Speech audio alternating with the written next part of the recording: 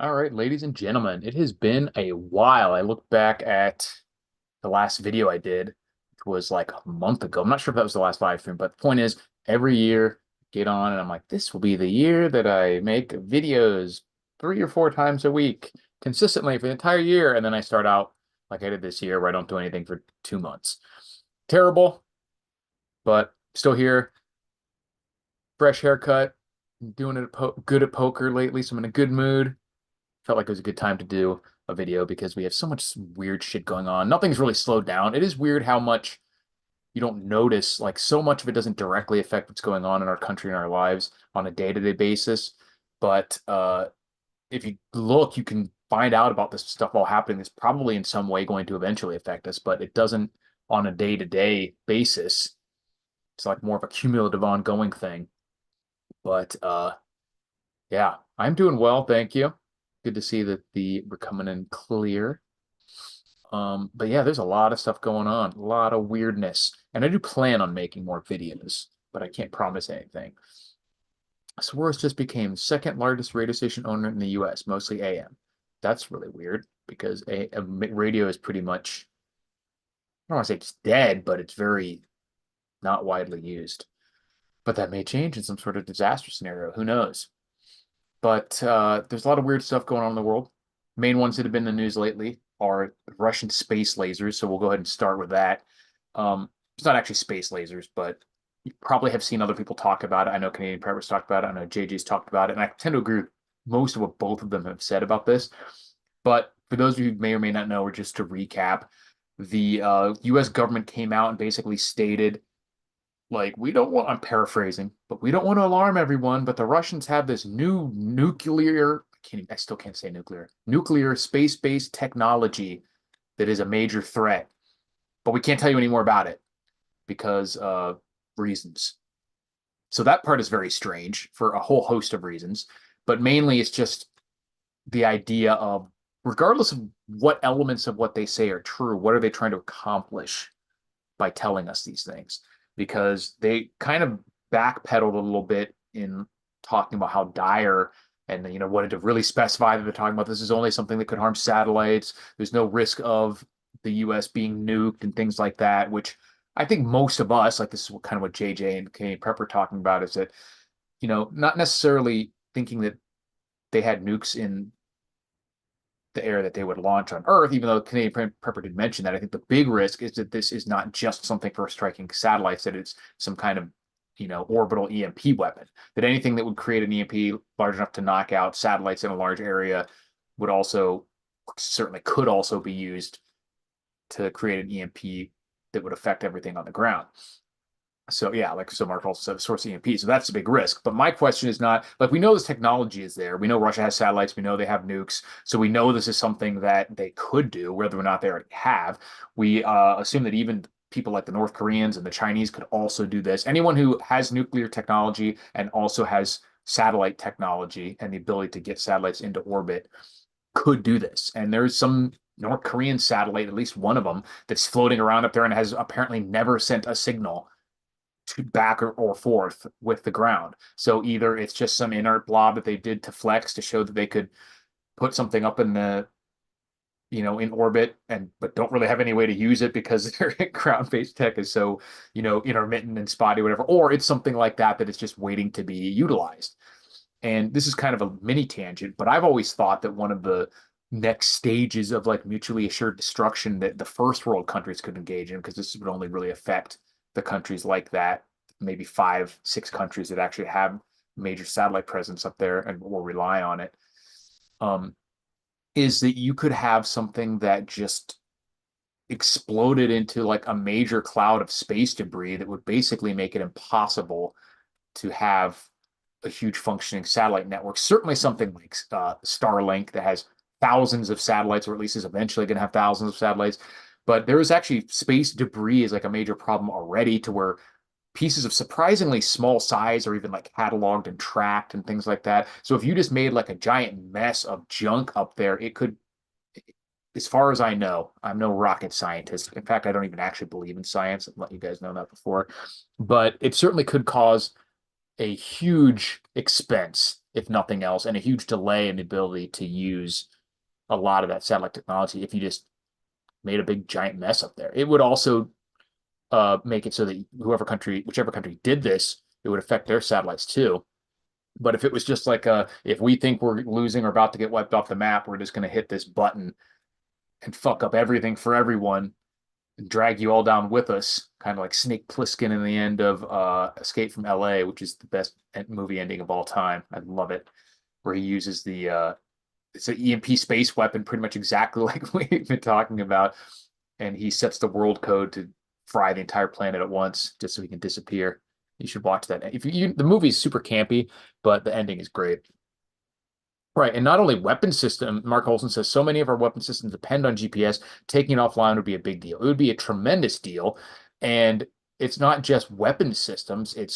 I mean, like we had stuff in the military like Blue Force Tracker and just a lot of the communications and tracking the data being sent back and forth uses satellite, whether or not that's GPS positioning, but certainly like most of all our high-tech munitions, missiles, and stuff use some form of GPS technology or satellite communication.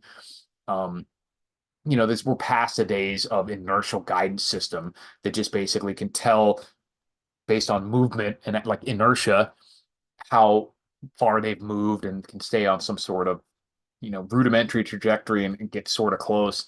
Like all this technology of transmitting video and stuff, most of that's going to relay through a satellite because otherwise you have to use line of sight stuff that's going to take a lot stronger of a transmitter. Like a drone is not going to be able to have huge transmitters on it. So it's either going to have a relay station or go directly to a satellite or use both.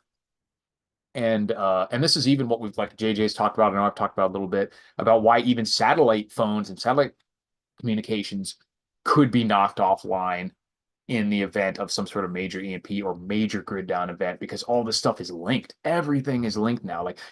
And it's beyond the military stuff. Like there is pretty much no element of our modern lives that wouldn't be severely negatively affected, if not completely bottlenecked by a loss in or a major decrease in the amount of satellite communications and satellite information transfer. Everything from the banking to obviously the cell network, certainly the internet, everything relies on communication now and constant communication, not just updates daily or weekly or whatever. It's a near constant connection is required so that even if you didn't need the information that's being sent, just the fact that the connection is severed, the apps and the programs and the systems will usually not work at that point. And this affects power plants, hospitals, small businesses, certainly large businesses, logistical infrastructure like shipping and everything. So, I mean, I don't think I need to tell you guys how like massive of an effect some kind of EMP weapon, even if it didn't touch anything on the ground and just took out some appreciable percentage of satellites or a couple key ones, but certainly if it just did both, then you could also set up for, the fears that it could set you up for some sort of decapitation strike or something like that. Um, but again, going back to my weird thing is if they really like, let's assume that Russia put the satellite up there that they know has nuclear capabilities, that they know is a massive EMP weapon, and they actually have already done it. It's ready to go. They could use it whenever they want. Would they really come out and say, guess what, everyone? This is up there. Be ready. I don't see anything they've done in the past indicate that they are really that worried about letting the public know about this stuff just for the sake of us being prepared. Doesn't mean it's a lie. Doesn't mean they don't want us to know about it. But if they do want us to know about it, there is some at least primary reason beyond them just being so gosh darn worried for our safety and hoping we actually prepare. It's a lot easier for them if everyone just acts normally until the shit hits the fan, even if that causes a greater loss of life than if they had told people ahead of time. So been struggling to find out exactly why they would even bother mentioning it, specifically if it was like a active and potentially imminent threat. Obviously, the easy answer is they just want to scare people so that they can ram through the funding for all these foreign dalliances, like all this huge spending bill for Ukraine, sending stuff over to Israel. That's the easy answer. So they're like, oh my God, guys, like all the other talking points have failed. Like we have to fight them over there, so you don't fight them over here. We have to support democracy in the Middle East, even though all these places are supporting shut down democracy and jail and murder journalists and get rid of the opposition parties and totally non-democratic stuff. It's super, super important that we support them. And all that stuff's kind of not fading. So maybe they're just trying to rely on just straight fear. Like they're going to nuke us if we don't do this. That's my current guess. But it certainly is possible that they are also want people to know and maybe hopefully get ready. But even unlike that goofy New York nuclear PSA, they didn't really put forth any information that I saw that was like what average people would do to prepare, exactly why you should prepare, exactly what systems could theoretically be affected by this weapon if they do it. Um, so pretty much useless. Just, oh my God, the Russians have scary weapons. What are they? We can't tell you exactly, but it's not as scary as you are initially thinking. So don't be too worried, but be worried. I'd pretty much ignore it. So my guess is that it's done mostly just to hopefully ram through the funding. But I mean, that doesn't mean it's not true. I assume that the Russians, like I said, we know the Russians at least have that technology. So the fact that they are actively working towards implementing it, if they haven't already, would not at all be surprising to me. I would assume that. So definitely an interesting situation. And speaking of the Russia and Ukraine situation, one of the next big battleground locations in Avdiivka has pretty much officially fallen to the Russians. And the good news about this is that it appears that at least the Ukrainians have slightly changed their MO of, just fighting to the absolute last man, hoping for some kind of moral victory.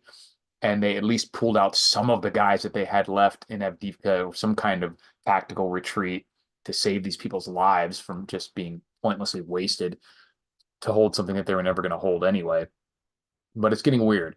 And like I said, I've said the whole time, we're rapidly approaching the watershed point in this conflict as to what NATO is going to do when there's not enough Ukrainian resources and Ukrainian soldiers specifically. And they've been talking about Polish soldiers and stuff and other NATO soldiers, but that's when we really risk expanding into like a true World War III scenario, which is certainly possible.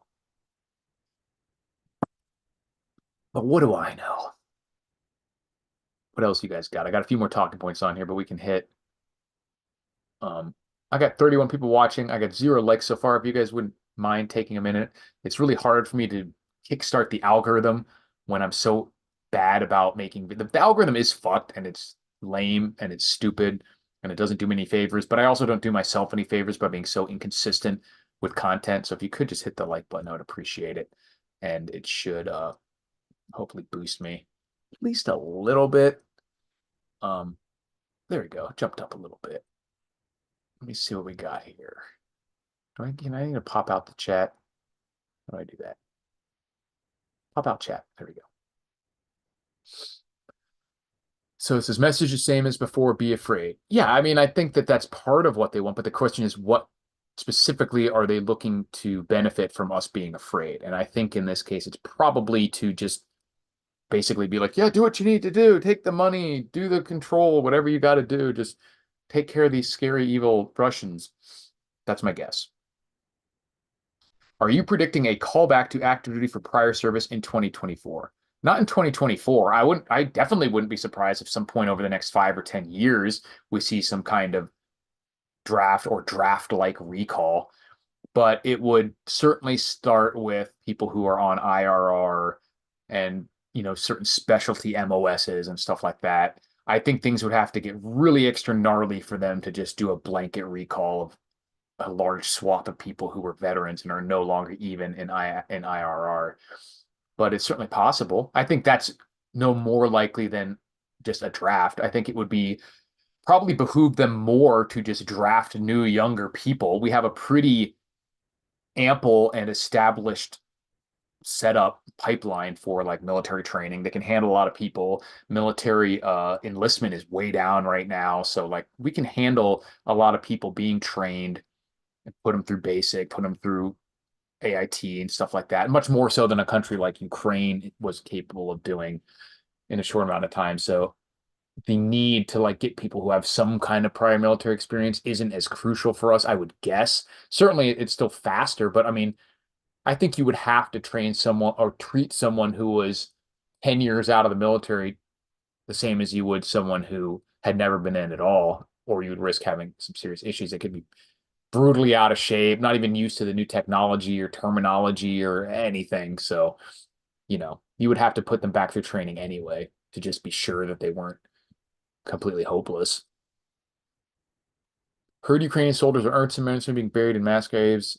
Families not notified, so they don't have to pay benefits to families. Yeah, I've heard all sorts of gnarly stuff. Hard to tell what exactly is true about any of that.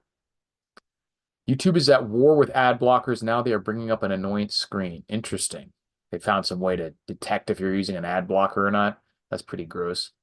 Especially because, I mean, like, I know they get their money from the ads, but yeah, not surprising because, like I said, that is where they get their revenue. But it's an interesting situation.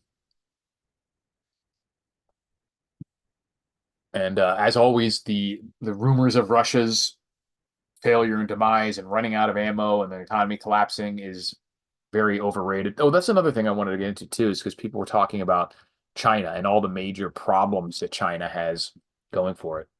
Let's see. Did you see any Tucker and Ben's interview about censorship and election fortification complex? No, I didn't. I watched I'll have to watch that one. I watched the highlights basically of, I don't tend to watch these long form interviews. I usually wait to see what people are talking about it because those are like the too long didn't read version of it. So, but I'll have to watch that because that's one of the major questions I've had is that for all these people and anyone who would be considered on the right or conservative or anything, like we can talk all day about the primaries and the voting, getting the word, and any other normal political stuff that you want. But if we actually think that there was any kind of voting malfeasance, doesn't have to be systemic, doesn't have to be top down or just whatever. But if there's any kind of shenanigans at all, which there certainly were with the mail-in voting, that's basically provable, then how can you talk about anything else before you talk about what's being done about that? I don't understand that. And it's so, I think they've successfully made that such like a conspiracy theory taboo topic that it's like conservatives are more worried, a lot of conservatives are more worried about talking about that than they are about being considered racist. And which is like the ultimate sin. Um, and it's just used to just chill any discussion because like, oh, I don't want to be seen as one of those crazies. So I think they're just maybe hoping to just overcome the margin of cheating, which is a dangerous plan in my mind. SBQ Assistant asks Eric, the Tucker Benz interview is a 10 out of 10 is the most important video I've seen in 10 years. No exaggeration. Must watch. All right. That is quite an endorsement. I will check it out for sure. But if you have any of the key points, you can let me know. Because like I said, I have seen minor things that are actually being done. There's a surprising number of these like ballot harvesting operations have been kind of mopped up and people actually been arrested and like charged. Mostly the evidence they've uncovered was in smaller elections.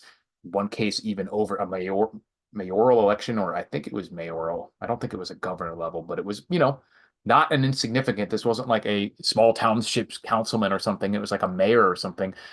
They had to completely undo and like say that this election doesn't count because of the proof of the mail and ballot system being abused fraudulently.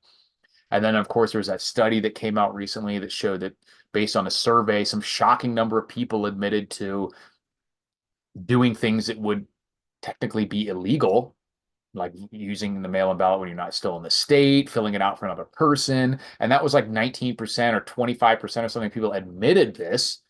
So even if you take out that some of these things technically wouldn't be illegal in very bizarre circumstances, um, with the way they worded it, it's potential that some non-illegal ways of doing that would be included, which would be a tiny percentage, but also that's all the people who admitted it.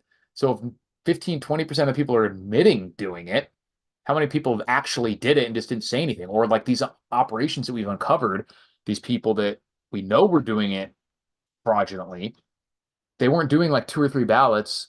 They would be doing tens of thousands of ballots where they would go around to entire apartment complexes and nursing homes and entire neighborhoods and collect stacks and stacks of them. And, the car would be filled with these things. So there doesn't have to be too many of those to make a big difference in elections where something like 50,000 votes spread out over 3 states made the difference.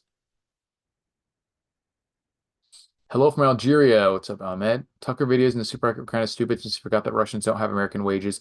Yeah, I mean, I get the point where you're like, oh, all this stuff here is, I could get all this for $10. And it's like, well, when you make $10 a month, you're still spending a lot of your monthly income on food. And I know it's not $10 a month, but the point stands. Whatever it is true that their, economy isn't suffering in necessarily in the ways that the clown world people would want you to believe or predicted based on just being excommunicated from the dollar system. But it is also true that it's not some paradise of prosperity, hardly. So I wouldn't be surprised if they're spending. I mean, I'm sure you could look it up. I don't have, I'm not going to do it right now, but on what the average percentage of income is spent on food in Russia versus the US, it's probably worse in Russia, would be my guess, simply because their actual average wage is so low. I know they have a lot of people who are probably living on the equivalent of 200 American dollars a month or something like that. So even if that's below average, those people are still having to buy food. So even though it's cheaper food, yes, there are most of them are making a lot less too. So you got to obviously know about that stuff. Ben's SPQR says Ben's illuminates everything, the mechanism, the names, the funding, how it started, what happened, and what will happen this year. Interesting. Any mention on what is, if anything, being done about it? Because that's the key. And like I said, you don't have to make a big difference. The election was pretty much decided by a few tens of thousands of votes over just a couple states. So I think the best, like obviously, looking at this next election coming up, that there's a huge swath of the population that is just never going to vote for Trump. They're just got the brain worm, the Trump derangement syndrome. They just can't do it no matter how bad things would get. Literally, no matter how bad things would get, they have this mental defect where it would just be impossible. And even to the extent that they realized that he would be better than Biden, I'm assuming those people just, if Biden was, continues to be this bad and they really can't stomach voting for him, they just won't vote at all. But that still could make a difference. But none of those people are going to actually go over to vote for Trump. So you still have to rely on the same group of supporters, and then just hopefully some people will sit out, and hopefully you can eliminate at least some of the fraud. We'll see. It's really a joke, our whole election system, for a country that is supposedly first world, supposedly technologically advanced. Even if you are not talking about any specific malfeasance in any specific election, our entire system is still based on like old people volunteering and shuttling around paper ballots in the back of like personal vehicles and working through the night, and like this goofy bush league shit that should be embarrassing, honestly, and is obviously very ripe for at least error, if not certainly manipulation or malfeasance of some kind. Mayor of Connecticut City, Bridgeport. Yeah, that was the one I was talking. And there was another one recently of a pretty widespread voter fraud or mail-in ballot fraud organization where a guy got arrested. Did you see the guy in California that got busted with 250 guns and 1 million rounds? I did not. That's a good start, though. I hate how they act like that's bad. Like, oh my God, he had 1 million rounds. Like, that's not illegal. Yeah. So he was probably, I'm guessing, busted for something else, and then they trot out the fact that he had an arsenal. I'm always think it's funny when that's a legit arsenal at least. I like the ones where they trot out where it's like 4 guns and 1,500 rounds of ammo, and they're like this arsenal, and we're all like, that guy at least is a respectable. Yeah, goals exactly. 1 million rounds. That's pretty good. Because even if you're talking about that was all like 9 mil that he got a couple years ago at like 15 cents a round. It's a pretty penny, deep into the six figures. Yeah, it was probably something stupid like, oh, you got a quarter-inch of bear wrong, or you whatever, made some hate speech. Maybe I'll try to find that article. Say California, 1 million rounds of ammo. A man was arrested after agents found 248 guns and 1 million rounds of ammo in his California home. The state attorney general said he also had 3,000 gun magazines and several grenades. Hell yeah. I'm sick of seeing stories about people that have grenades. I want a fucking grenade, But let's see, what is it just because these were not commie state compliant or something? It just says he was arrested after they found the guns. Like it's, I don't even know about in California, it's illegal to have more than a certain amount of guns. Oh, he was a prohibited person. So gay.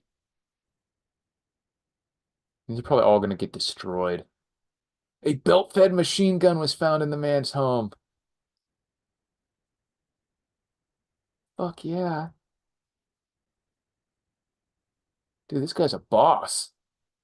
Fuck did he get all this shit? Feel like a sucker, man. Damn. Gotta find this guy when he gets out of prison. That was a joke for the FBI that's watching. But yeah, pretty wild. Cool though. Yeah, the gun scared a migrant or rear endangered Sierra titmouse or something. Yeah. The fucking crested cock warbler got scared out of its nest. And so they had to kill this guy. I want to know who snitched. Someone fucking snitched. No one, the cops don't just find guns in your home. Bullshit. Hey, Brian. Appreciate it, man. I'm all prepped to do your video on boots that you've been asking about. Got a lot of info. Got some people helping me with it, actually getting information because I'm not some boot expert. So hopefully I'll be doing that within the next, hopefully sometime in before the end of March. Says, big deal. I'm an old lady and I have a registered belt-fed machine gun. That's badass. It would be more badass if it wasn't registered, though. Not that I'm encouraging anything. But that's pretty fucking awesome. But they're not cheap. I know that much. But this guy was allegedly a, like I said, prohibited person. So he definitely didn't buy it through the normal channels.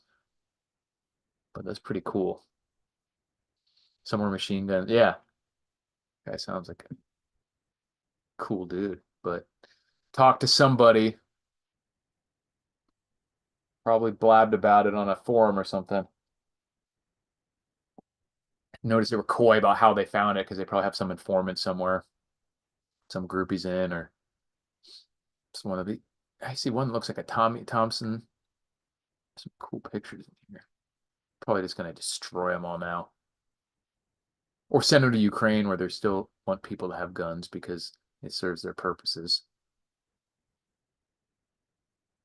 Wild, wild stuff. Speaking of guns and people who shouldn't have them, have you guys seen that story where you guys know I have no love lost for cops? There's only a few cops on this planet that I actually like. And I have nothing against people who are cops. I have a lot against the institution and the organizations. But anyways, this fucking maniac had a guy handcuffed in the back of his patrol car, and he was standing outside it for some reason, and a fucking acorn, no bullshit, an acorn falls on his car, and he somehow thinks that he's being shot at, and somehow decides that it's from the guy that's handcuffed in the back of his own car and starts like reenacting the scene from Predator where he just opens fire on his own car and it's like tactical rolling and shit. And then some female backup shows up and decides that she's just going to also start shooting at the car with this unarmed guy in it. And as ridiculous as that and absurd and criminal as it should be, the one good thing is they're so fucking useless and incompetent that they didn't even hit the guy.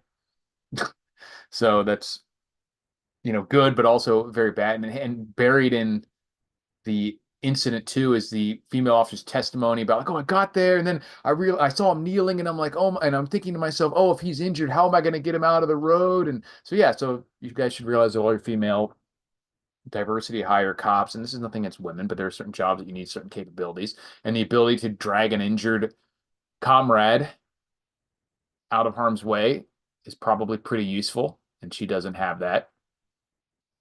And probably half the guys don't have it because a lot of them are fat fucks. But yeah, absurd. And just to think how this would be treated in a pre-body cam footage, of course we would never hear about the story. They probably, even other the cops would never know that it was just a Acorn hitting the top of his car, and they would at least assume that, like, well, he must have heard a car backfiring, or maybe someone did take a pot shot at him. It just wasn't from inside the car. But there's so much wrong with that because, first of all, apparently the guy was like a veteran, I think. I don't know, but I don't know how anyone who's ever fired. I mean, you have to fire at least a few shots to become a police officer. So how you could confuse an acorn clacking on top of your car as a gunshot, and then the absolute like unforgivably stupid and irresponsible choice to just decide that it's coming from a specific area with no evidence of this. Like, what was his reason for assuming that it was coming from inside the car and just opening fire on where you can't even see your target really and missed it completely? Oh my God, what a joke. What a fucking joke. And then, as far as I know, wasn't even charged with anything, just resigned. This is like cops are actually manifesting stuff that's more absurd than the most ardent anti-gunners' visions of what would happen, of what will happen every time they like allow concealed carry somewhere. Like, oh my God, there's gonna be someone's just gonna hear a noise and start blasting, and there's gonna be shootouts. And like, no, the concealed carry permit holders never do this. In fact, licensed concealed carry holders have a crime rate that is so low it basically doesn't exist, and actual active police officers commit far more crimes, like literal crimes that they're caught doing, domestic violence, all sorts of other stuff, even when it's a group that is shockingly difficult to actually find out and convict them of these crimes. And then, but they don't mind if police have and the government have all the guns. Do you see the two with ponytails shoot? Yeah, exactly. And there's another one who these women had to like basically break into their house. They forgot the keys, so they like broke in through a window, and these cops showed up and just started blasting at them. Again, I think they were no, not like completely missed. But that's the only good saving grace is these people are completely incompetent, can't even hit anything. So you got a good shot, a good chance, I guess, because they're just so bad at it. At least the ones who are that incompetent are also incompetent at using their weapons. But yeah, it's gotten to the point where I have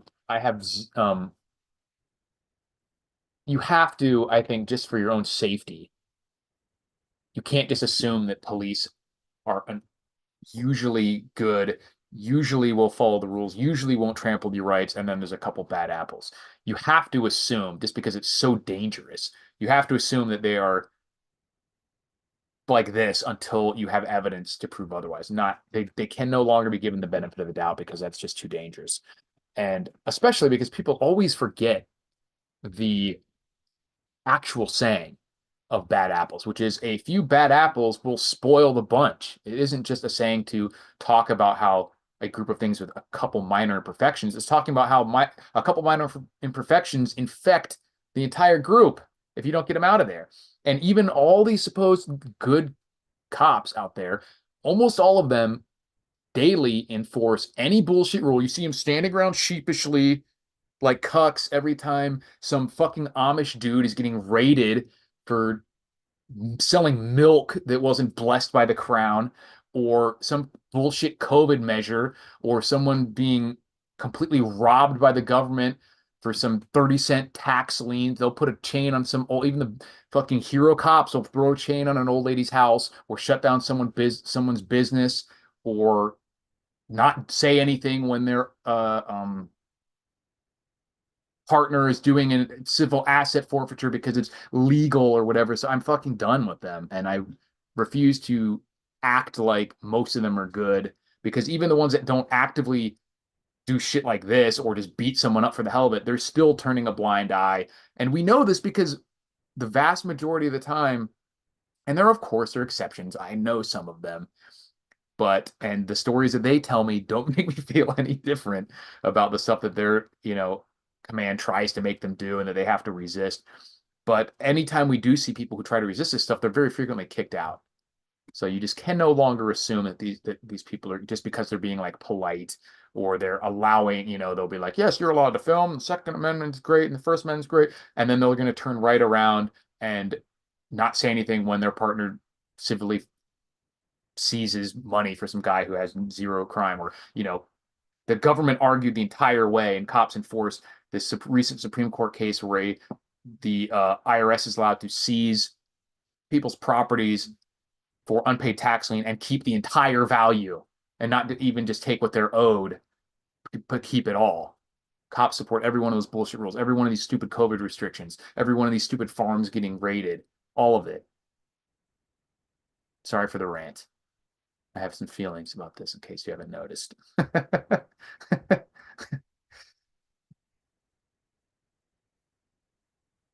See what we got.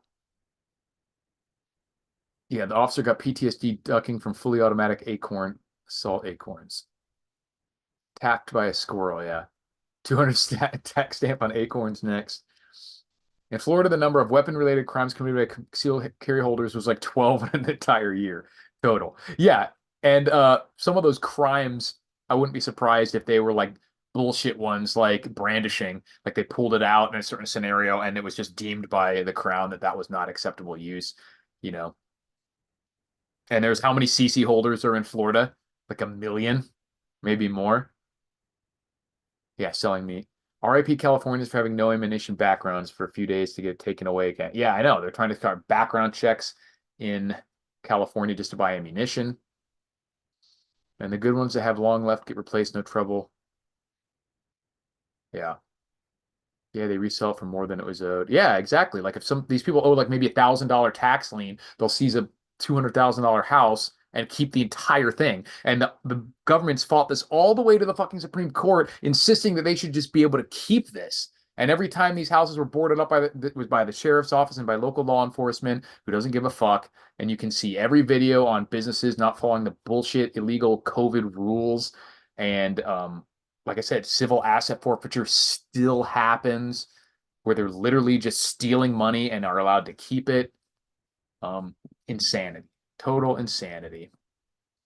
So you'll have to excuse if I just don't feel like being polite to them anymore for no fucking reason. But like I said, I'll try it. And for those of you who don't know, I have my own bit of a history with law enforcement where I was falsely arrested and had to fight and actually got a settlement. And it was one of the rare instances because I do not go quietly into the good night. Usually it's something I'm not good at. I'm not an activist, but I am a fighter, and I'm very good at being like fighting over something absolutely maybe meaningless to someone else and making an absolute mega huge deal out of it if I decide it's just a line that I don't want to be crossed. And that's what I did, and basically worked. But yeah, so I'm not just talking out my ass. And what I tell people also too is that they're like, oh, well, if you just are not like it's not people still have this idea that it's not a problem for normal people. And I'm like, if you basically willingly give up rights in an interaction with police and just excuse it because you don't think they're important, then you can usually get away with not being brutalized by them. But just because you think a right, like if something as simple as, I don't think these people have ever even tried saying, hey, I appreciate you just trying to do your job, but I'm not legally required to answer, or I don't answer any questions I'm legally required to. You will see their demeanor switch on a dime. And just from that, being absolutely polite and simply saying, I'm not actually required to do that. And I don't feel like it. Something that's 100% perfectly legal, and other things like filming in public. Like there is a whole cottage industry of YouTube videos of people who can just at will go out and make a video where cops will behave improperly. That is their entire channels. And there's dozens, if not hundreds, maybe even thousands of these channels.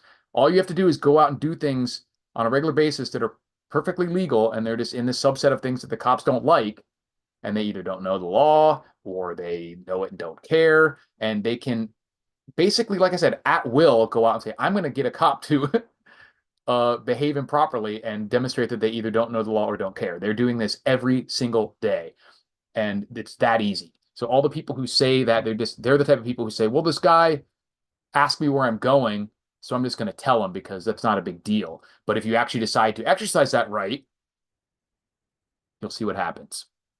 And they're just like, oh, well, that's not a big deal. I don't care if you think it's a big deal. The point is you can do a insane number of things that are absolutely perfectly legal and get an entirely different reaction from law enforcement than if you just literally do whatever they say. You don't have to be rude. In fact, it seems to piss them off a lot more if you start out doing it politely and in a bizarre way. They're like used to fighting and not used to just being told that they're not allowed to do that. Yeah, Dr. Pepper says, love the rants. It's a one of many subjects in which I'm quite passionate. Um, but I was actually going to I'll probably make a video about that because I actually think we are getting to the point where it's dangerous, especially with all the stuff that the federal government's doing. And the feds, like the FBI and what the FBI has been doing, is on a whole nother level. They are actually, in my opinion, enemies of the Constitution. They're not just, you know, useful idiots as a lot of like local law enforcement are, or, too passive who aren't fighting against thing. I do think that I'm not an anarchist. Law enforcement is a necessary function. I do think it can be done well. I do think there are police that are doing it well. I think that because of the things that are legal and are usually required of a police officer to do their job, that it's almost impossible to do it while actually upholding literally your oath to the Constitution and any sort of, integrity. It is possible and it is being done. And I think it needs to be done. I think it's super important. But because of how important it is, it makes it just even more important that there's accountability because of what the stakes are. Accountability is just huge in everything. And that's what we're seeing with all these problems is that whatever the arena is, whether that's law enforcement, whether that's politics, certainly whether that's economics and business and corporate stuff, is that we're seeing a separation from the people who are creating the consequences or the problems and the people who are forced to suffer those consequences. And the only way you can ever have a sustainable, like ethical system of whatever kind, you could even argue that it could be done without having capitalism. I don't care if you wanted to have a little commune country of a couple thousand people and do communism. I think theoretically maybe that could even be done ethically if it was voluntary, but you can't do any of them without accountability. And certainly you can't do a system where you have it backwards, where people get all the benefits and none of the consequences, because that just very, very quickly absorbs all the power, all the wealth, and none of the bad things into a very increasingly shrinking small league. And that's usually what we see happens in any of the governmental systems. Specifically, though, in stuff like communism, it happens much more quickly because they have much more central control. But it's still happening in our system, too. And I think part of that is because of, like, I don't believe in democracy and pure democracy. Like, everyone gets a say. That's the dumbest thing ever. Um, and for all the people who are usually horrified at that, like if I had my druthers as Grand Pompous Overlord of the United States, um, I would make a series of rules that would eventually have probably only 5% of people able to actually vote on major issues, maybe even less, maybe 10%. I don't know. I'd have to look at the stats to see what these things matter, but it you have people who have gross conflicts of interest. You have other people who, like I said, can literally vote on someone to give them stuff, but then not have to be involved in any of the actual production or cost of these things. Just insane conflict of interest, insane incongruity, terrible. Qui custodia ipsis also the skin of the game theory. I'm not sure what the Latin phrase is, but yeah, of course, skin of the game theory is the most important element. Is you have, like I said, and basically, skin of the game just means you suffer the consequences of these decisions.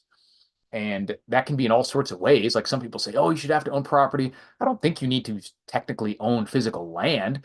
I think there's problems associated with that simply because it's limited.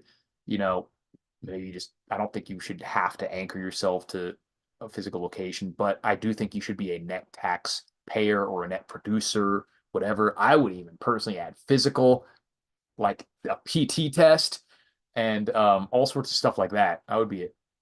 Oh, who watches the Watchmen? Yeah, yeah, exactly. And then a lot of these things, you don't have to be like women shouldn't vote because the reason that people talk about women should be able to vote is just because as a group, they tend to vote for security over freedom and things like that. But there's a lot of groups that do that. And if you could break it out more granularly, and I would rather have, like, if you have a woman who is a net taxpayer, which women as a group I don't think are in the US, but if you had a woman who is a net taxpayer, didn't work for get money from the government, could do 5 pull-ups, and was over a certain age and under a certain age, I don't have any problem with them voting. But I do have a problem with some soy dude who works for the government, can't even do a single push-up, and isn't producing shit.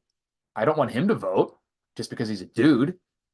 So we're obviously, yeah, you create some sort of citizen requirements. I would even be open to the discussion of some sort of military service being required to be like a fully fledged citizen, like in Starship Troopers, even though that's supposed to be evil fascism. Like all that stuff could be used in various ways, and it could be done well without it becoming some weird fascist society. But the bottom line is consequences and accountability. Where right now we have, just like you see with the too big to fail banks and everything in the financial system is like this, where we all suffer the consequences are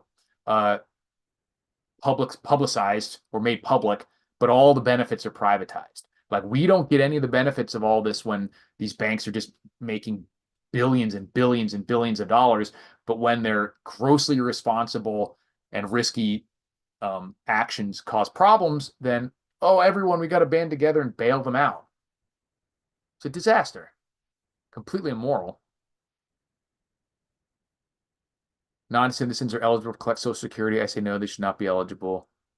Yeah, I mean, there's all sorts of stuff, but when you think about it, if you really have, like, I don't like the idea of social safety nets done as transfer payments in general. But if you really had the top 5 to 10% of productive and just, I don't even know what else really, just the top 10% of people making those decisions, they can decide, you know what?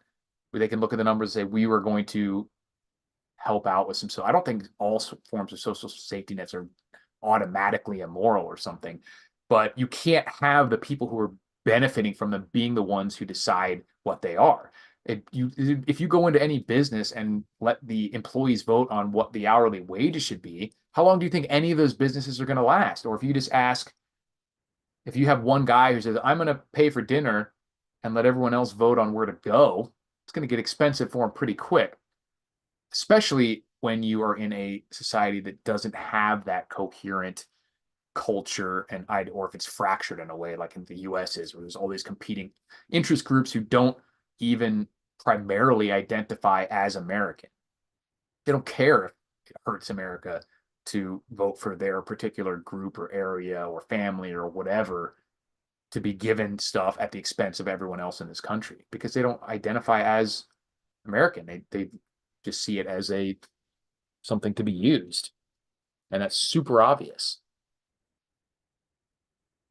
Social Security should be opt-in and untouchable. Definitely should be opt-in. I mean, you can even Social Security is grossly underperforming what you would even have if the people were just forced to put it in the market. They're literally robbing people's money. So it certainly should be, I think it should be eligible. But I get the idea. Like, I understand why people are worried that if you just let people do whatever, then a bunch of people are going to die in the streets or whatever. And that's technically possible in some of these situations. I always err on the side of, like I said, I think some of these things could theoretically be done right. Most of the time, it would have to be optional for it to be ethical, in my opinion, for the people supporting it to choose to pay it. But if you have like a very prosperous country like the US was for many years, and the top 5 or 10% of people are the ones making decisions, you can set up a system to where there's some charity and it works and isn't just a bottomless pit of, bandits or hawks, to use the game theory term, just soaking up resources at the extent of everyone else. Yeah, I do agree that personal responsibility, but I don't think that like I said, I don't think it's impossible to theoretically come up with a system where a advanced, prosperous society has some way to deal with people who, I don't know, have problems or just because, think shit does happen, you know, where people can do everything right and still fall on hard times. And I think but the problem is that these things get out of hand and the people who are making the decisions don't even have to pay for it. So all these people make the decision to do it because they makes them feel good, but like they're not paying, at least not directly. Says they call them cooperative. Where's Brian? So they call them cooperative businesses. The workers get to share the profits and vote on salaries. It's a great idea. It does. I mean, it's not usually a great idea, I don't think, in terms of how it works. I don't think there's a problem if someone wants to do this. And it's like I said, it's all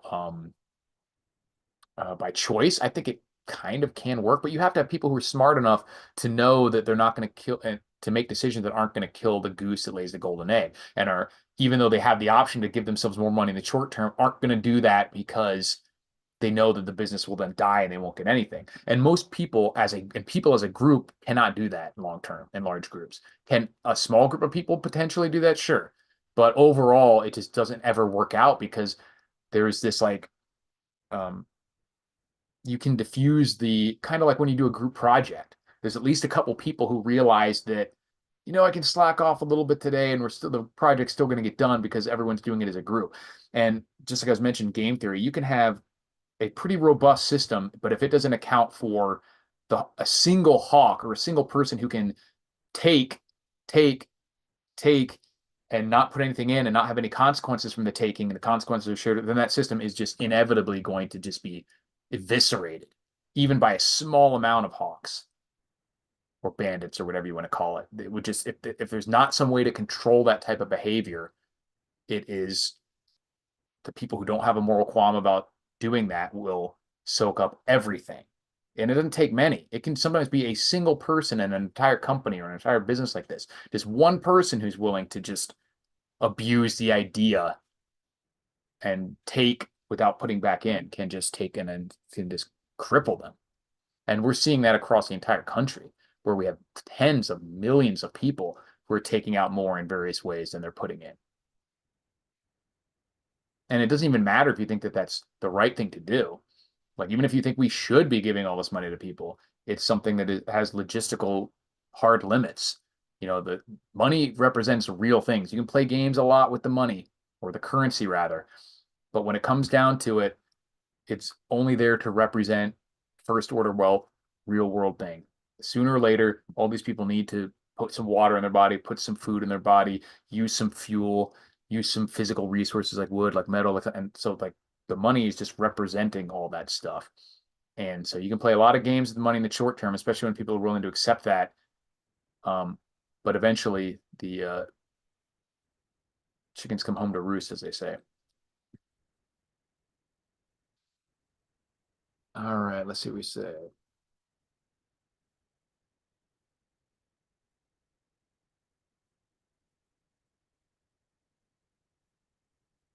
CLM says your taxes don't even cover the entire budget.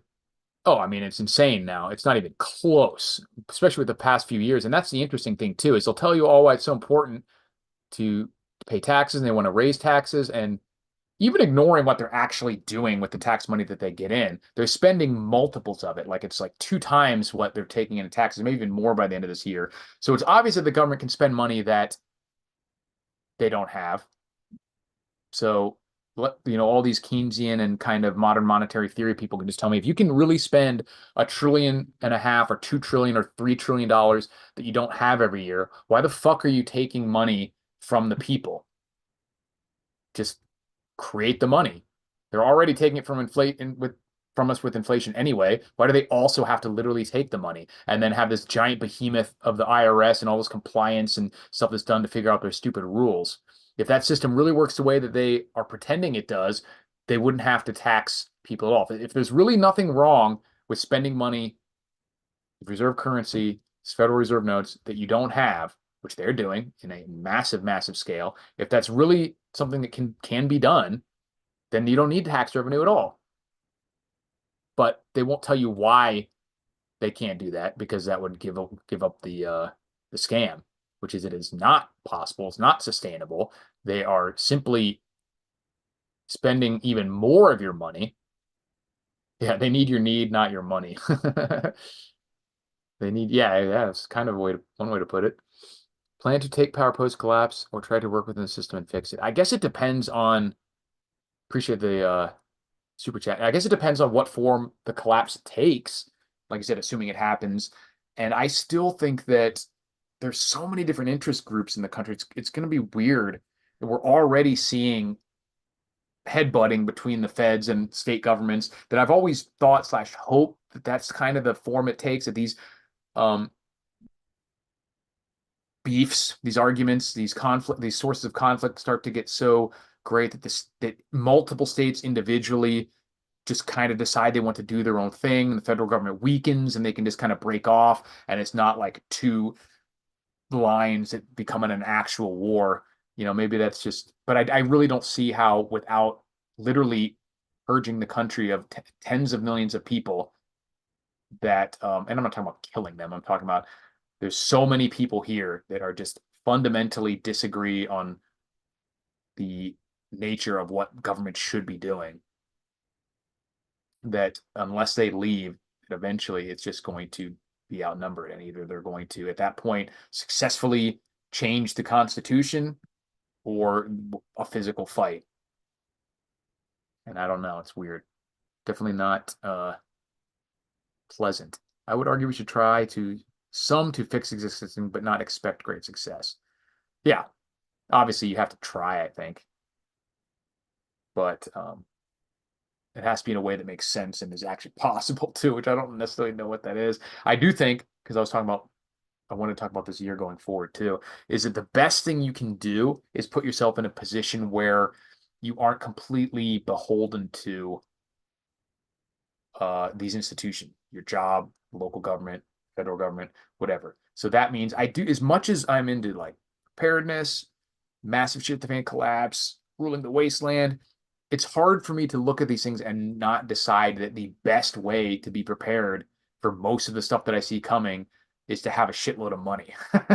And that's the hardest thing to do, unfortunately, for most of us. But we're not going to have a complete paucity of resources. They're not just going to disappear. They're just going to become expensive. As long as the resources are there, some form of money or wealth is going to be used to trade for them. Things will still be valuable. And then beyond that, different resilience. Like just looking back at COVID is a good example because it obviously people like us, you and me, know and are not surprised by the government's willingness to make all these draconian rules and implement them and take away people's freedom. But what shocked me the most was how so many people, not even shocked me, but was I think most illuminating or should be most illuminating for us in terms of showing us what to do going forward is how many people who disagreed with it, who didn't want to really do that, who didn't really want to take the vaccines or didn't want to do whatever, had to because they were completely reliant on like a weekly paycheck, on all these little things, even if it was just because they felt like they would be viewed as a bum if they didn't have to. Like, I can't tell you how many people I was arguing with who were like doctors and stuff making $250,000 a year who were like, I couldn't quit because then I wouldn't feed my family. Like, how long have you been making $250,000, $300,000 a year and you can't literally feed 3 or 4 people for a couple months if you quit your job? You are a slave to that job then. You got to really reevaluate your situation. And putting ourselves in a position where we have some food, we have some money, hopefully, certainly money outside the system, maybe, and you have ability to generate some kind of power, maybe generate your own food. That will put you in a position where you can at least have some options, at least try to drag your feet on some of the stuff and make it a pain for them to implement, which it wasn't with COVID because so many people just had to do what they say, or at least felt they had to. So I really want people to get in a position where they realize what it takes to be able to resist this stuff. And the biggest thing is to be able, like I said, to not be reliant on your job. Because I mean, like if you can just put yourself in a position, think of the difference. And like some of these nurses stuff who did say, no, I'm not fucking doing it. And then had like rehired with back pay and joined all these lawsuits and stuff. If you can even 6 months to a year, and some of them were able to get, jobs within a few months that didn't have to submit to these totalitarian rules. But even if they weren't, certainly within a year and stuff, things were massively different. So if you can even just have the ability, pick up some side hustles, all that stuff and that actually brings me to my next point, which is very related, but totally different. It's when people talk about how China is going through all these issues and they compare things like the GDP and the use of in terms of like how well suited America is to deal with problems versus China, is that they don't account for, they're looking at this on paper and using things like GDP, but it's very similar to looking at somebody like one of these doctors I was talking about versus someone like me who I don't have any fucking money. I don't make very much money, but how am I in a position where I could probably get more cash together in the next 24 hours than someone who's a doctor or who makes 6 figures a year? How am I better able to feed myself for like a year or generate some power, not have to do anything that anyone tells me, basically, barring them physically coming to my house and trying to kick me out. When if you looked on paper, you would say, look at the amount of GDP that this doctor has, look at the amount of income, look at the amount of like credit cards and bank and all these resources that they have, but it's all fugazi, as they say. It's not real. None of this is first order wealth. So if they lose if a single thing, it's all this complex system, so that if a single thing goes wrong in their current system, they lose all of those capabilities. So if they miss like a week at work, if they get, power goes out to their house or something, they lose all these supposed advantages. And I think that's a major kind of difference between like the US and China, is that China has been, yeah, they have a lot of problems. If you list them, it makes it sound catastrophic, and it might be. You can do that with the US too. But the difference is that how well would China do if all of a sudden they get completely cut off from the outside world versus the US? What are they able to actually produce versus the US? What are the natural resource reserves that they have physically built up versus what we have? You know what I mean? So it's kind of very similar to like situation where someone like me or some prepper who doesn't technically make that much, but is way more able to absorb and be flexible and be resilient versus the powerhouse machine that has incredible capabilities, but only within this really narrow defined system. If that system falters at all, they're basically useless. And that's another kind of example that I've had for the dollar, where a lot of people have talked to me about how the dollar is never going to get ditched. People can't switch to other currencies. And the whole BRICS thing. And I've never thought that BRICS is going to necessarily overtake the dollar in the traditional sense and do what the dollar is doing. My point is that they are doing unilateral trade. Trade is being done outside the dollar. It's not as good, it's not as useful, it's not as clean of a system, it's not as fast, whatever, it's not as convenient. Let's put it that way. It's not as efficient, not as convenient, but it is being done. So in my mind, it's similar to if you have like a bridge or something, and all this traffic is going to a town over a bridge, and you're saying, well, they're building up this goat trail around here where you can walk on foot, and more people are using it, and they're like, dude, it's never going to surpass the bridge.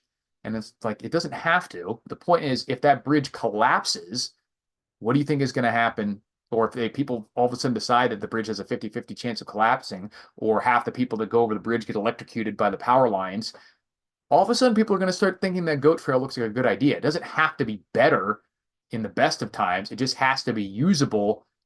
And then when the other one starts to fail, everyone will do that. What I mean? So, and it doesn't mean that it's going to be at that point performing better than the alternative. I'm just so like, to go back to the dollar, I'm not saying the BRICS is going to become the reserve currency in a way that the dollar is. I'm just saying that we have this thing that everyone's using and it's dying. And when it dies, we know they can do other ways because they are doing them now. It will be worse, but a lot of things are going to be worse when the dollar finally. The medical profession was disappointing, extremely. But for those of us who are paying attention, that's not very surprising. There's shocking corruption, malfeasance, incompetence, and just inefficiencies in the medical system as a whole. I can never discuss the COVID situation with Dr. Friendly, massive support of the jab. I've lost confidence in 90% of the doctors. That's good. You shouldn't have had confidence in them to begin with. COVID only exposed the kind of thinking or lack thereof that happens in the medical community. It didn't create it. It's unfortunate, but it just showed you how they really deal with information. An asset is something you can actually touch. Correct. It's first order wealth. Comes out of the ground one way or the other. The exception with that would be something that's slightly more nebulous, which is human labor. Still a physical thing. It's a human doing something. But, minerals, wood, water, all that stuff. Banking is centralized. There are 80,000 Bitcoin nodes. Which one can be ripped away from you at the snap of a finger? I can touch my Bitcoin. I'm not a Bitcoin expert. I am not one of these people who decides that you have to choose between gold or Bitcoin. I have a hard time coming up with a scenario where when the dollar starts to falter, the Bitcoin and other cryptos won't like shoot through the roof, assuming something hasn't happened to where they're like banned or whatever. Obviously, all that stuff can happen. You can come up with all sorts of what ifs. What if they try to confiscate gold again? I don't think it's going to happen, but obviously there's a lot of what ifs. But assuming Bitcoin and crypto is still around in this somewhat current form, it's similar to the idea of like the dollar is talking about and the goat trail and the bridge. People, when the bridge fails, people aren't going to go to the goat trail or the bicycles because they're better. It's because anything is a better alternative if the fucking thing collapses on you or is going to kill you when you try to cross it. So the money will just go everywhere else for any sign of safety. That will be crypto. That will be probably a lot of stocks, at least in nominal terms. Certainly that'll be gold and silver. Certainly that'll be real estate and land. And, people are going to like stuff that's more liquid, and crypto and the gold and silver, it's very liquid. And that's the main thing that people don't understand about what's coming up too, is that liquidity is going to be the major issue coming up. And so people are going to flood to liquidity when it's gone, when it disappears, at least until they probably do a melt up and just create insane amounts of money. But, liquidity of fake money, they're going to still want real things. But liquidity, there's going to be a liquidity crunch first, in my opinion, which could happen as early as March or April if you look at the reverse repo markets. But at least something's going to happen then to where they may have to do at least some micro pivot, or who knows. But something's going to happen around March or April. Not sure exactly what. I'm definitely trying to look into more to try to figure out exactly what will happen. You know how many medical ailments can be limited to clean food? Did you hear about oat cereals? Yeah, I would think that if you mean truly clean, like if we eliminated all the actual chemicals and microplastics and everything else that's in the food, then I would say like literally most of them. And I'm not one of these people who thinks that there's no viruses, there's no real disease, everything can be done by if you just, meditate and live clean. Like, no, obviously things can just happen. Good evening, Eric, signing off. Thanks, Brian. But yeah, there's a shocking amount of contamination and just poison in our food supply, water, everything. Not to put too fine a point on it, but there's crypto and there's Bitcoin, not the same. They're making no more Bitcoin. All others are no different than fiat. That's not true. I mean, I get your point, but it's not true that all others. There are definitely other cryptos that have a fixed. But I get the point that the Bitcoin is good, probably the best for various reasons. But there are other, altcoins with limited supply. Yeah, and Bam said Bitcoin is not anonymous. Not truly. Even like people talk about even Monero and stuff like it. The technology that they have out there is very, very difficult to have a truly anonymous system of any kind that's using computers, internet communication, that sort of thing. But that doesn't mean that, like I said, that finding potential flaws with something doesn't mean you should just write it off. In fact, it's just more evidence that you should diversify, because luckily, this is good. The types of issues that you have with gold and silver, like the ability to transfer it across borders, thousands of miles instantly, stuff like that, are not the issues that you have with Bitcoin. And the issues that you do have with Bitcoin, potentially, like you have to have internet access usually of some kind. You have to, potentially at least you could have non-anonymity. There's not a total lack of anonymity. Those are not problems with gold. You can physically hold in your hand, you bury it, you can smuggle it up your rectum across the border, whatever. You can, even in a major shit the fan power outage, you can bribe a border guard, whatever. So I think that it's actually very like symbiotic in a sense if you're just looking for coverage of all the various shit that could happen. And so I really don't like the need that people have to like choose one or the other. I can see benefits to both, and I can see problems, huge problems arising for people who try to put all or even most of their net worth into just one of them. I do think that gold, I will say that I do think that gold has a far less risk of being completely wiped out for some reason. The only way I can see gold like becoming actually useless is if, they drag down one of these meteorites and it has, hundreds of trillions of dollars worth of gold on it or something stupid like that. Whereas I can at least envision, I don't think it's likely, but I can envision some scenarios where the value of Bitcoin effectively goes to zero. If they were to just literally make it illegal in multiple major countries, or different types of AI technology and quantum supercomputing makes it so that there is no such thing as effective encryption, stuff like that. That's unlikely, at least in any time in the near or moderate future, but that I can at least envision that, where I can't come up with any realistic scenario to where gold goes to completely zero. So I like gold. I like real things. I like holding it. And I also don't trust myself completely to really understand all the ins and outs and potential pitfalls of crypto. But like I said, I can't envision a scenario that when the dollar starts really having weakness, that there isn't going to be a ton of money, a ton of wealth flooding into crypto, at least in the short term. While because they know about it, they've bought some before, they see it going up while the fiat currencies are plummeting. And by crypto, I specifically mean Bitcoin and to a lesser extent Ethereum, not just any random shitcoin, because there's an infinite number of this weirdness and garbage, which I'm not talking about that. I'm talking about mostly Bitcoin, to a lesser extent Ethereum. I think money will flood. I think money will flood into top 50 for sure, at least. Probably almost all of them, at least in the short term. But that doesn't mean you should just buy all the random ones. How much gold can you carry and can it be confiscated? Not much, and absolutely. It can be. Of course, anything can be confiscated. I don't think that is a real reason for why you shouldn't get any, because I think confiscation of small amounts of gold would be easy to avoid or relatively straightforward to avoid, especially if you weren't trying to leave the country or something, if you just need to physically hide it.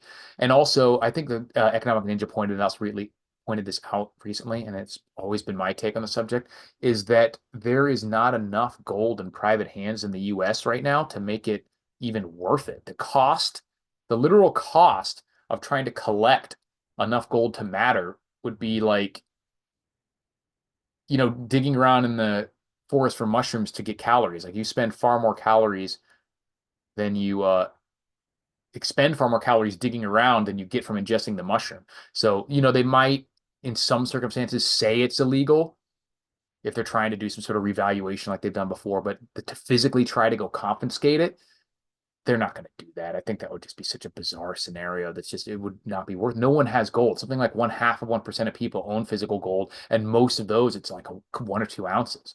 So the question is to how much you can carry. More than most people can afford, that's for sure. I mean, you could easily carry 20,000, 50,000 worth of gold, a single troy ounce. So if you have 14.5 troy ounces per pound. So if you can carry a pound, like an actual normal pound of weight, that's 14.5 ounces. That's, at this current valuation is around $30,000. And in the time that I'm talking about, it could be worth hundreds of thousands or millions of dollars or whatever. And if you're talking about just like literally carrying it, millions of dollars. $30,000 a pound. You can carry 20 pounds, maybe not millions, but in a vehicle or whatever. I can carry 100 kilogram. Exactly. If you're a beast, if you rule the wasteland, then like I literally have more silver than I can probably carry right now, which is fucking awesome. But gold, yeah, I could carry a lot. I bet. I'd be like in that. If you guys haven't seen that movie Triple Frontier, I really liked it. They decide to go a little bit rogue, these ex-special forces guy, and raid this drug kingpin's compound in like the South American jungle. And the Ben Affleck's character, who is like the most reluctant to go on the thing to begin with, is like all broken when he sees the money. He's like, "We're not leaving I don't care if we have to take 2 fucking trips. We're getting every single dollar in here." The question though is, Bamps, how far can you carry a 100 kilogram anvil? Do those farmer carries, the world strongman competition? Because I can hold one. I can lift over. I mean, I'm in a pretty bad state of skinny skater affairs right now. Look at my neck, man. I'm finally getting to where I can work out again, but I've lost a lot of weight. Luckily, it's fairly clean. Like I definitely not as big or strong as I used to be, but I lost some good weight too. Like I was about a solid 20 pounds heavier than I am now. And I would be surprised if certainly no more than half of that was lost muscle, I don't think. But so I definitely shredded some, 10 or 12 pounds of fat that I needed to. So now that I can slowly work myself back into working out, hopefully you won't see this pencil neck for much longer. Exactly. What the fuck is a kilogram? Euro trash. I will say though, as much as I'm gung ho about America and everything, the metric system is so annoying. I prefer the temperatures Fahrenheit because I just think the 10 temperature blocks make a lot of sense for everyday life. Like the 20s, the 30s, the 40s, those have like natural kind of feelings and atmospheres and weather associated with that makes sense. But for volume specifically, like the metric system is just superior when everything's base 10. Certainly for volume, 5,002, but for distance, even 5,280 feet. But in volume, it just gets absurd. pounds to, tons to the ounces. It's all like gram. Well, gram is metric, but you know what I mean, like grains if you want to. It's a fucking mess, and I can't excuse it. I'm sorry for all you stalwart America exceptionalists. The metric system is just simply superior for someone with the ADHD brain that I have. Just 10, 10, 10, 10. That's all you got to remember. One number. And I would challenge any of you to effectively, on the spot, tell me the difference between bushels and quarts and cups and all the conversions and grain. You know what I mean? Like maybe some of you got that down. I sure as hell don't. Yeah, kilo of gold is 2.2 pounds, which is average poids pounds. So that would be 29 plus about 3, right? It's 30, 31.1, I think. Yeah, everything this makes sense. It's base 10. And all the prefixes are the same, whether it's for volume or distance, like deci, centi, decimeter, deciliter. It's all the same. You don't have to remember anything. You don't have to calculate anything. You just move it over. Yeah, a hogshead. They're like, because of the length of the king's dick in 1647, now that's how long. You're like, oh, Jesus Christ. They're like, now my car goes like miles per hour or whatever. Oh, ridiculous. 7,000 grains equal 1 pound. Whatever, man. Yeah, and then there's fluid ounces and weight ounces. Like, you cheeky bastards. That was on purpose. Has to be. That was just someone fucking with us. Like an ounce of water or an ounce of water. Who the fuck knows? Volume is weird, but measurements are different. The human brain eye doesn't do base 10. You explain what you mean. Thirds and halves are easy to find without a ruler. Okay, that's true. If you're talking about dividing, you could say half of something is a lot easier to like visually estimate than a tenth. But how often is visual estimation part of the conversion process? I think much more often you're having to convert between smaller units to big units. Whereas if you're like, how long is a swimming pool? What would be half of it? Like you don't have to have a unit that is half of it per se. I still think it would just, yeah, stone. Oh, don't get me started on stone. That's a British people, like 13.2 pounds or something. Is it just 13 pounds? A hogshead. Yeah, we had mentioned of that before. Like, serious? Rods. Like, guys, I know. That's what I'm saying. It's absurd. I don't even know all these. The fucking drams and fucking everything. Like, are you serious? Cables, chains, rods, bushel. Yeah, exactly. There's a cubits and archons. Yeah, God, that's funny that you know these all. Impressive. But yeah, absolutely absurd. Can't excuse it. I do agree with Reverend Wright. That's base 12. I mean, that makes sense, but yeah, it's kind of like I said, I think that the amount of times that you're doing conversions not visually is going to overweigh the time that you have to just try to think of what like a third of it, visualize what a third of it would be, especially in modern times. Maybe back in medieval times that had a lot more credence to where you're like, let's break this in half. What is that? But now it's just a mess. I measure my distance as the height of Shaq's weight. And my weight is measured in your mom's. We need for most people's moms, we need a smaller unit of measurement. Gotta subdivide that. 128 ounces equal a gallon. Right. I mean, like, and then to the extent that metric is like sort of seeped its way into US life, it makes it even worse because like you have 2 liters of cola. We have 9 millimeter ammunition, but we also have 45 caliber ammunition. We buy drugs in grams for some reason, but lots of other stuff is in pounds. Yeah, the Manhattan Project went to the mint for a ton of silver. They were told, okay, how many troy ounces? Yeah, and you have like metric tons, and then like there's like nautical miles and just like knots, and just like, guys, really? The hairless Johnny Bravo, what's going on? You just caught me on literally, I had my hair cut 2 hours, 3 hours ago, 4 hours ago, whatever. So this is just the shortest it ever is. So I get it done every like normally like 3 weeks. It grows pretty fast within that time. So it's just that this is actually the shortest I ever have it because I literally got it cut today. So this is the least Johnny Bravo you will ever see it. So I apologize for that.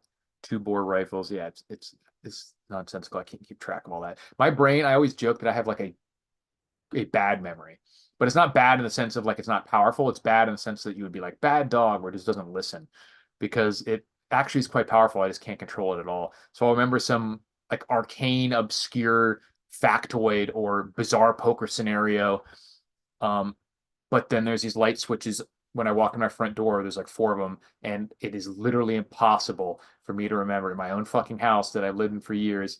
Not that many years, but a couple of years. It's four switches. I can't remember which one does which. And then my mind starts trying to figure it out to where I'm like, I was wrong last time. And my instinct is that this is one that does the front and this is the one that does the porch. But I was wrong last time, so maybe it's backward. And then and this fuck it up. And it's like, ah, ah! Terrible.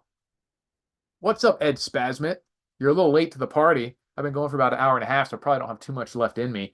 But I figure I owe it to you guys because I have been out of the picture for so long. Grams is more granular. No one's buying 2 pounds of weed usually. Well, exactly. And I mean, we have units of measure that are small. We have the grains or whatever they were talking about. It's just annoying, and the conversion is much more difficult to do. Like when you're loading up a like they do sell, or like a bullet is weighed in grains most of the time, not grams. Why do they make? That's why they make label maker. I literally need to do that. I don't have a label maker. I'm about to bust out the Sharpie, but it's one of those things that I have kind of been refusing to do it because I feel like it's stupid, and I just should be able to memorize four things because I can memorize way more um difficult things than that and have even accidentally. But there's just some things in my brain. It's like right when the information first gets there, if it bounces off, it's it. That's the only chance you get, and I will never remember it ever again. And it's specifically maybe I have some sort of like weird hyper focused dyslexia because it's always with like something like that where there's multiple choices. And if I don't get it on the first try and it doesn't lock in for some reason, then is it done for. But then I can watch some random video online and be like, oh, you're supposed to overbet the pot on a heads up situation where you have an ace high but board with disconnected low cards. You can bet much, but it's some randomly specific scenario that I'll just remember forever because maybe I just find it interesting. And which is good, I guess, because otherwise I'd be even worse at poker than I am. Trucker boycott hits NYC, real live escape from New York coming. Yeah, I saw that. That's interesting. I don't think it'll be quite that dramatic, but someone else was saying like, oh, all the truckers aren't Trump supporters, isn't going to be anything.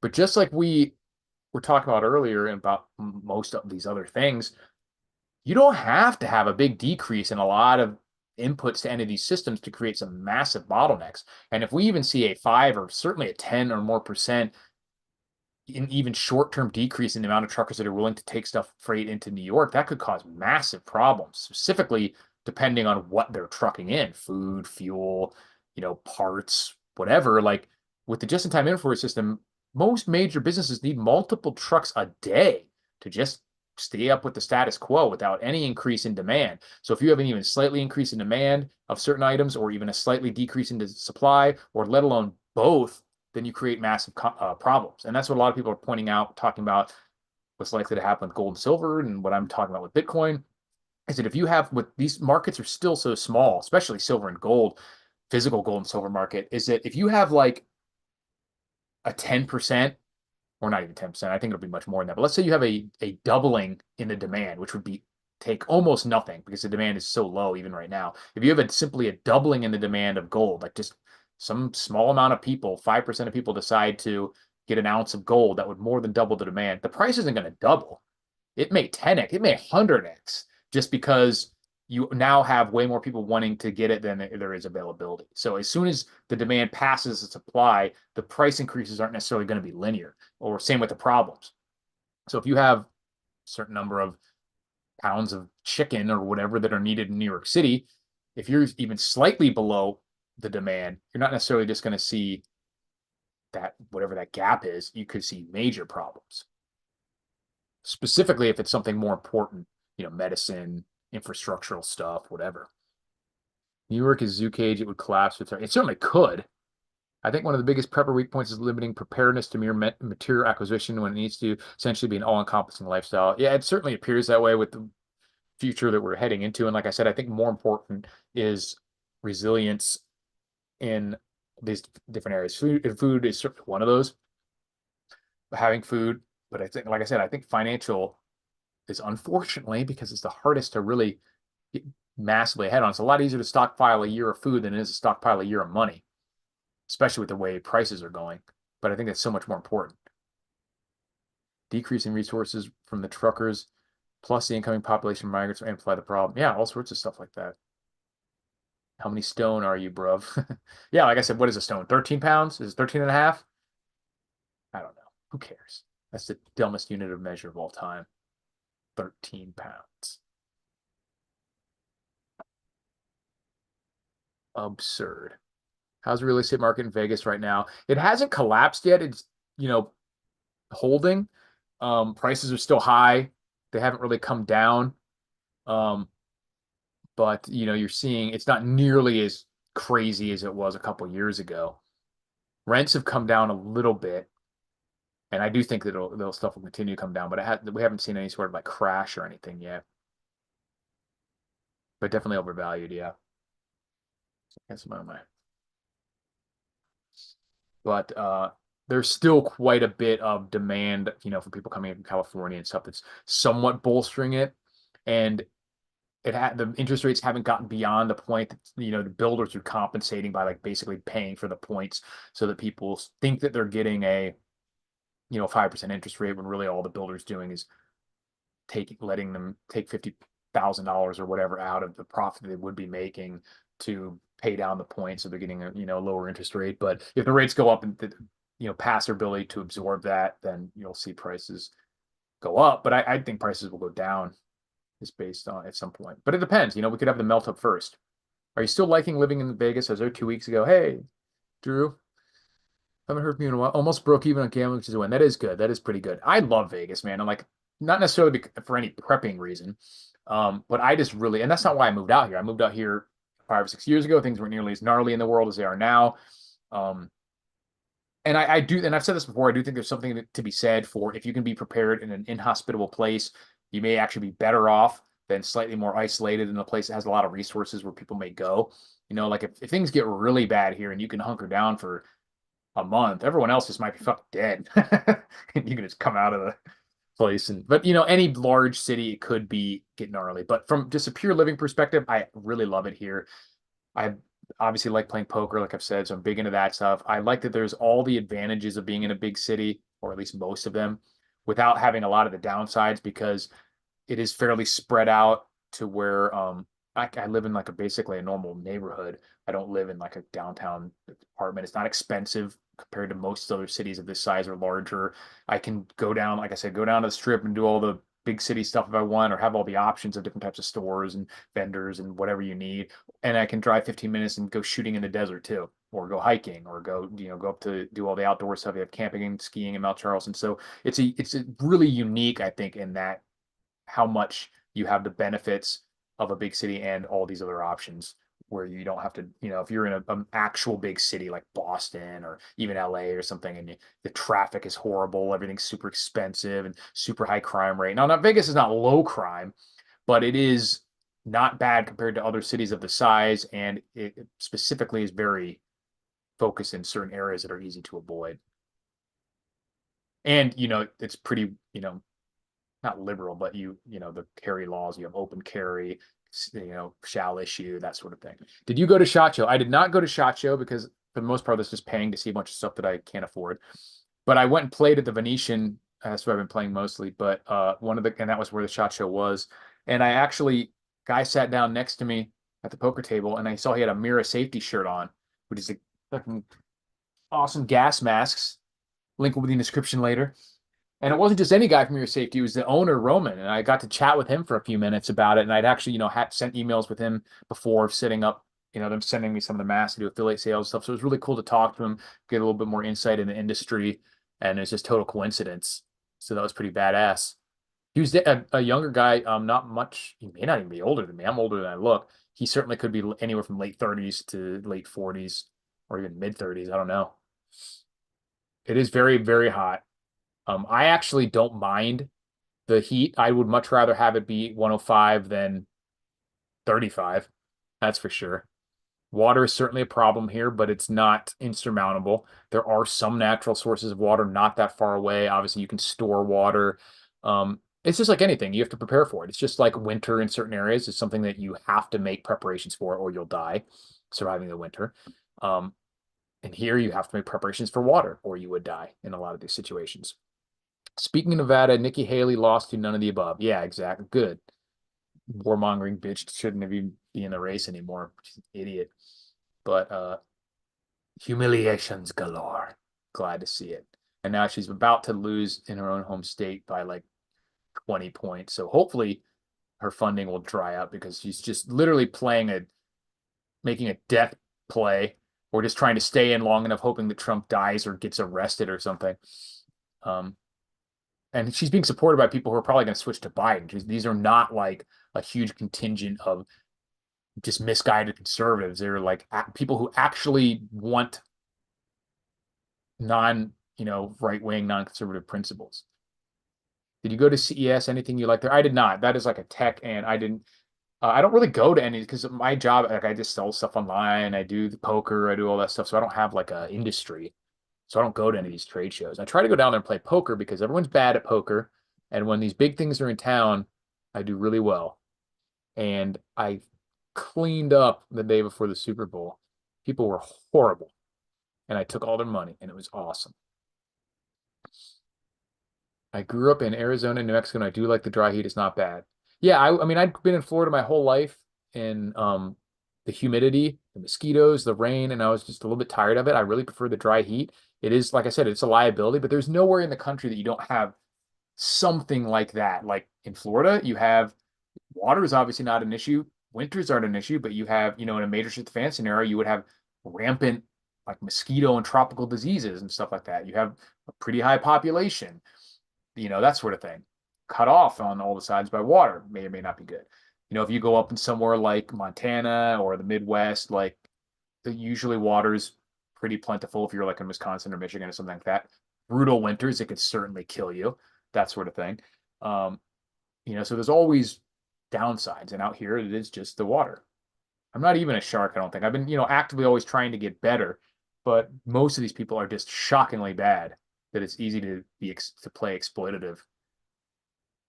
Like I'll do dumb stuff like just rip it all in on like a board that's good for me because I know they can't fold top pair or something. Like stuff that I would never do in the tournaments where the other players are good. And I'll get like three callers and be like, all right, I guess I'm tripling up as long as they don't hit some crazy run out. But it works out a lot better on the strip when there's drunken tourists. So I have dinner already, guys, and I'm pretty hungry. So my trad wife just told me the dinner was ready. How do you balance living a normal life, going with friends and dates while still prepping and not turning into a prepper hermit? When does it become too much? Well, first of all, luckily I haven't had to deal with dating for a long time. Like I talk about my trad wife. I have been not single since before Tinder was even invented. We're coming up on almost 20 years. So when you're awesome like me, you can never be single. It's possible. But so that I don't have to worry about. And friends, everything like that, it just doesn't take all that much of your time if you are doing it smart, building a system, focusing on specific things. It shouldn't take most of your time, and it shouldn't necessarily put you in a position where you're unable to have friends or unable to do things. Like I do make concessions to preparedness. I don't go places where almost ever unless I have to, where I can't carry. I had friends in town not too long ago, and they wanted to go to some club, and I didn't really want to go to a club anyway, but I was like, hey, can't, sorry. And so that's the thing. But I got to hang out with them in general, so that's awesome. Um, Things like that, like you might not spend money because you have to but you can, there's ways around that. Now, if you're really rural, really isolated, that is going to have its own challenges in terms of a social life, but it's not really related to prepping. It's, related to just being in a small town with not that many people, stuff like that. So, you don't need to be a hermit. And it only becomes too much, I think, when it negatively affects what you want out of life. Like prepping is something you do as an insurance policy. If you see a risk coming, you want to mitigate it, but it doesn't necessarily need to become your life or even necessarily become super. impactful for your lifestyle depending on certain things. Like some things are gonna like they're just gonna have an impact. But yeah, I think you just keep track of what you really want, make a list of the goals in prepping, and then make steps to reach them, and then live your life normally outside of that with minor concessions to things like that, like when you're going to carry, stuff like that. Someone said a club. What is it, 99? Yeah. You watch out for Brad Owen playing poker Bellagio. Yeah, the Bellagio game is a lot tougher, and he plays like 10-20. I've been cleaning up at 2-4. I am not yet have the even regardless of whether I'm good or not, I don't know, good enough. I certainly don't have the bankroll to risk sitting down at a 10-20 game or even a 5-10 game right now. I don't want to risk that much. I think of prepping like an exercise, so you can go to gym all day long, but it's not necessary. Exactly, yeah. You don't have to be Ronnie Coleman to be in a really good shape, better than 99% of the population. And you probably can't, like Elvis says, you can never do enough prepping, probably. But there's definitely diminishing marginal returns on every dollar and every effort spent. And at some point, you should think of it more of like thresholds than just doing more. So, like if you have a year's food storage, you don't necessarily want to just store 10 years of food. If you really want to take it to the next level, then you say, okay, maybe I should move to a homestead and focus more on food production, that sort of thing. And not just do more, more, more, more, like the guy with 1,000,000 rounds of ammo. Like that's awesome. But there's nothing that 1,000,000 rounds of ammo is really going to solve that 100,000 or 50,000 rounds isn't going to solve. So if you think you're going to be in a situation where, oh, I'm literally going to be fielding a militia or something, then you're going to do things differently than just normal prepper stockpiling 1,000,000 rounds sort of thing. So no, I'm not telling you not to stockpile 1,000,000 rounds, but I'm just saying, like I said, there's threshold and different economies of scale with some of this stuff. But yeah, thanks for watching, guys. I do plan on making a lot more videos, hopefully, over the next few weeks. But yeah, eventually it becomes second nature, and you just set up systems and choices and decisions that put you in a good position to be resilient. 100%. Diminishing returns is a concept most people don't understand but really need. Exactly, because it applies to most things in the physical world and it affects the opportunity cost greatly. Like if you were to take $10,000 to someone who has done no prepping, they will be just like insanely more well prepared than they were before. If you take most of us probably watching this and gave them $10,000 to be prepped, it would be awesome. We'd be way more prepped, but it might not make that big of a difference because we'd be like, oh, now I'm going to get nods, or now I'm going to get a freeze dryer machine, or I'm just going to get you know what I mean? Like it wouldn't be all the basics already done. It would be this extra stuff that still increases your capabilities, but not by the same amount. And then that becomes even more exaggerated the more you go. And there's certain jump up points, like if you had enough to spend at once, getting a bunker or something may make you a lot more prepared. But so Vamp says 1,000,000 rounds for 250 guns is only 4,000 rounds a gun. That's goddamn reasonable if you ask me. But on that note, I will sign out. Appreciate you guys watching. I'll be back hopefully pretty soon.